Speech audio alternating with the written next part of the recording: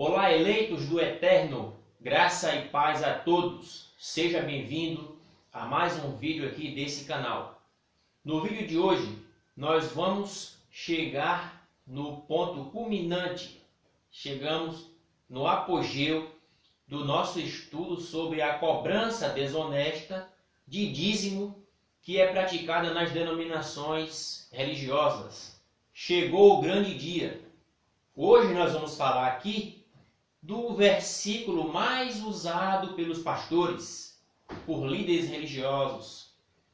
E aí nós embutimos também os padres e o clero católico e todas as religiões evangélicas que aprisionaram milhões e milhões de alienados, de cegos, de surdos, que não conseguem ouvir a verdade, que não conseguem enxergar a verdade e estão presos na mentira e na escravidão da contribuição de dízimos, uma vez que essa doutrina não encontra respaldo nenhum no Novo Testamento. É uma doutrina exclusivamente de Israel, da nação judaica. Vamos a Malaquias capítulo 3, versículo 10. Todo mundo já ouviu esse versículo? Todo mundo que já foi vítima ou que ainda é vítima do sistema religioso já foi manipulado através da falsa interpretação de Malaquias capítulo 3 e versículo 10. Diz assim o texto: Trazei todos os dízimos à casa do tesouro para que haja mantimento na minha casa. E depois fazei prova de mim, diz o Senhor dos Exércitos, se eu não vos abrir a janela do céu e derramar sobre vós uma bênção tal, que vos advenha maior abastança. Diante desse versículo, os pastores disseram, olha, Deus disse para trazer todos os dízimos à casa do tesouro. Antes de nós fazermos uma exegese bem aplicada com uma instrumentalidade bíblica das Escrituras, eu gostaria que você lesse comigo alguns versículos desta passagem de Malaquias, deste livro de Malaquias. No capítulo 4 de Malaquias e o versículo de número 4, veja o que está escrito. Lembrai-vos da lei de Moisés, meu servo, a qual lhe mandei em Horebe para todo Israel, que são estatutos e juízos. Observe que em Malaquias 4:4, Deus está dizendo que o povo deveria se lembrar da lei de Moisés. E esta lei foi dada para Israel. Isso é claro aqui no texto. Logo, vemos aqui no capítulo 4, versículo 4, que Malaquias não falou com a igreja. A igreja só veio surgir cerca de 400 anos depois do profeta Malaquias. É interessante falar disso. Quando Malaquias existia, ele nem sonhava ainda com a igreja. Ok? Agora vamos ler o capítulo 1 e o versículo 1. Olha o que Malaquias diz. Primeiro versículo do seu livro. Peso da palavra do Senhor contra Israel, pelo ministério de Malaquias. Ora, Malaquias não escreveu nenhum mandamento para a igreja. Malaquias era um profeta veterotestamentário e endereçou a sua mensagem para Israel. Portanto, não há mensagem de Malaquias direcionada à igreja do Senhor. Só isso aqui já seria suficiente para desconstruir o uso do capítulo 3, versículo 10 de Malaquias para se cobrar dízimos na atual dispensação, na dispensação da igreja. Agora leiamos o contexto de Malaquias 3 a partir do versículo 7. Desde os dias de vossos pais vos desviaste dos meus estatutos, desde os dias de vossos pais. Quem são esses pais? Para quem Deus está falando? O povo judeu, que sempre foi rebelde e desobediente à lei dada através de Moisés. Tornai vós para mim, e eu me tornarei para vós, diz o Senhor dos Exércitos. Mas vós dizeis, em que havemos de tornar? Versículo 8. Roubará o homem a Deus? Todavia vós me roubais, e dizeis, em que roubamos? Nos dízimos e nas ofertas alçadas. Com maldição sois amaldiçoados, porque me roubais a mim, vós toda nação. Olha que Deus está falando com a nação de Israel. Deus está falando aqui de maldição. Se lermos a carta de Paulo aos Gálatas, Paulo trabalha muito bem essa questão. Aquele que estava debaixo da lei estava debaixo da maldição. E a igreja não está debaixo de maldição. Paulo diz que Cristo se fez maldito por nós, sendo pendurado no madeiro, e nos livrou dos encargos da lei. Isso é notório na carta aos Colossenses, na carta aos Gálatas, e Paulo advoga isso muito bem no seu ministério. Vocês estão cansados de saber disso. Versículo 9.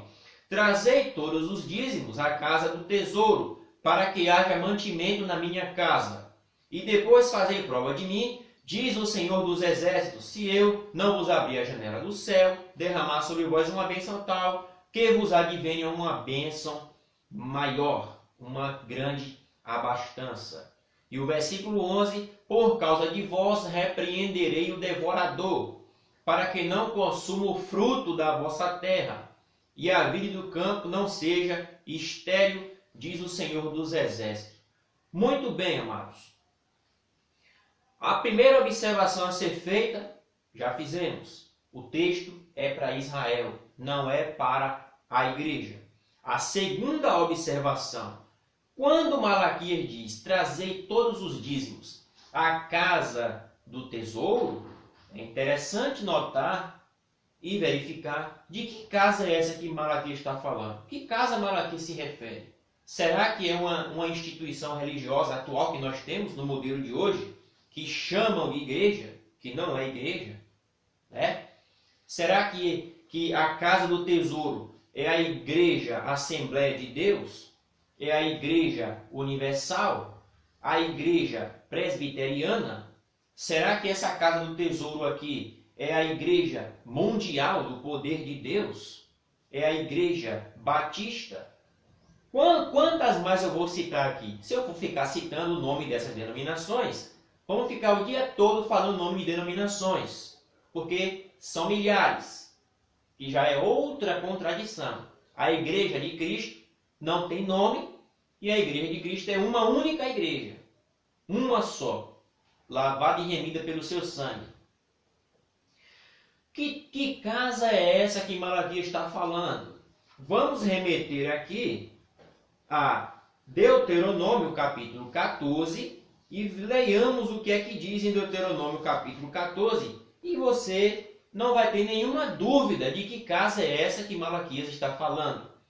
No versículo de número 23, 22 em diante, olha o que diz. Certamente darás o dízimo de toda novidade da tua semente que se recolher do campo. Já dissemos em outros vídeos que dízimo é alimentos. Mais uma vez está sendo repetido aqui. Não vou entrar no mérito agora. O foco é a casa de que Malaquias estava falando. Versículo 23.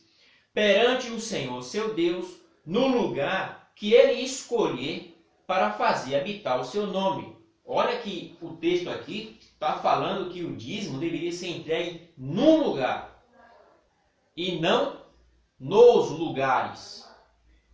Ok? Continuando a leitura. Quando o caminho te for tão comprido que eu não possas levar, por estar longe o lugar que escolheu o Senhor teu Deus, mais uma vez o lugar. Qual foi esse lugar? É só ler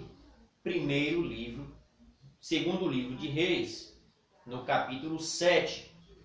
Lê também segundo as Crônicas, capítulo 7, que você vai chegar na conclusão de que essa casa foi o templo de Salomão, que foi o único templo que o Eterno mandou construir. Ele nunca mandou construir nenhum templo no nome dele, a não ser o de Salomão. Portanto, todas essas instituições religiosas que constroem templo, dizendo que é a casa de Deus, são desobedientes, são teimosos, rebeldes, fazendo aquilo que ele não mandou.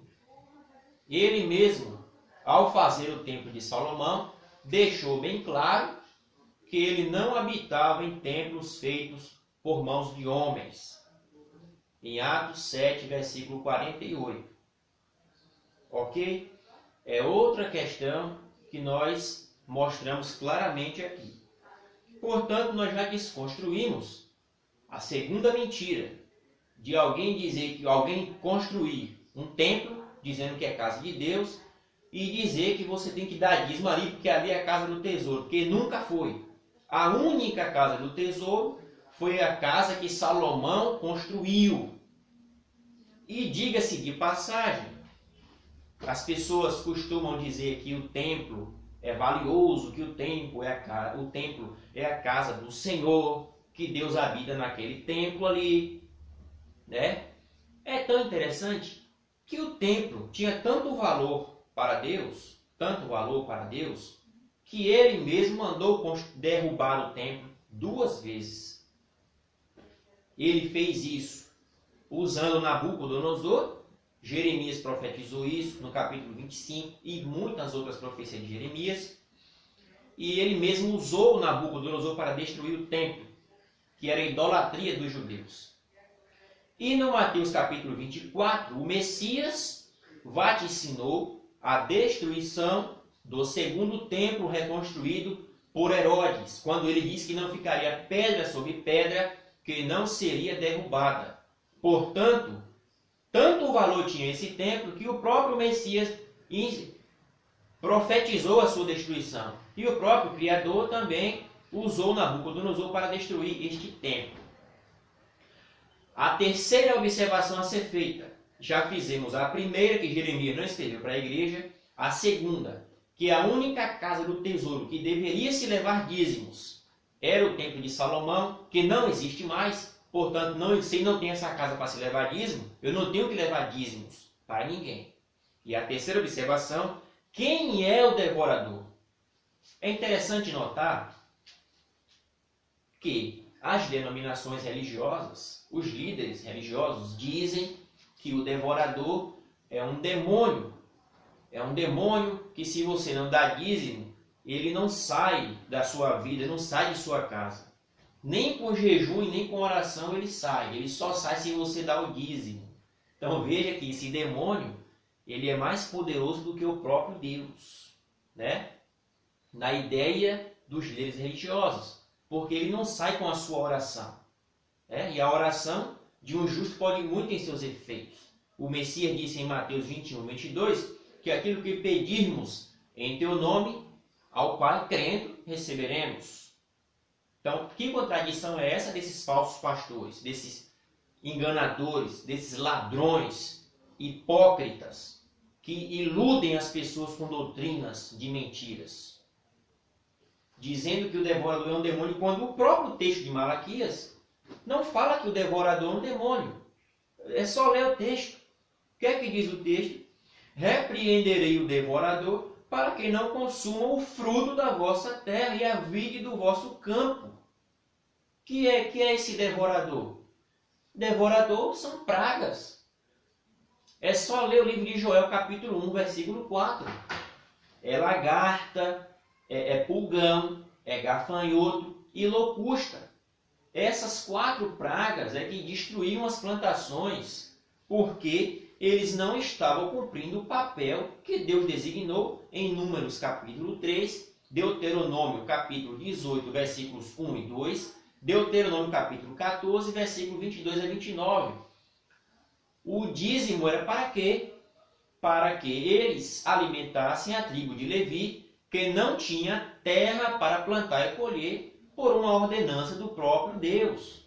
Portanto, as demais 11 tribos deveriam recolher as suas plantações 10% e anualmente, ajuntando ao final de 3 anos, levar esses dízimos, esses alimentos para a tribo de Levi. E essa tribo deveria dividir esses dízimos com órfãos, com viúvas e estrangeiros. E isso não estava acontecendo aqui no contexto do tempo do profeta Malaquias. Então, é muito simples identificar para quem Malaquias escreveu, qual era a casa do tesouro em Malaquias 3:10 e quem era o devorador. Basta ler o contexto e chegar na conclusão de que esses líderes religiosos praticam o engano, a mentira e o engodo. Ok? Compartilhe esse vídeo, apoie o nosso canal, inscreva-se, deixe o seu joinha, comente, fique à vontade, conto com seu apoio. Um forte abraço e até o próximo vídeo.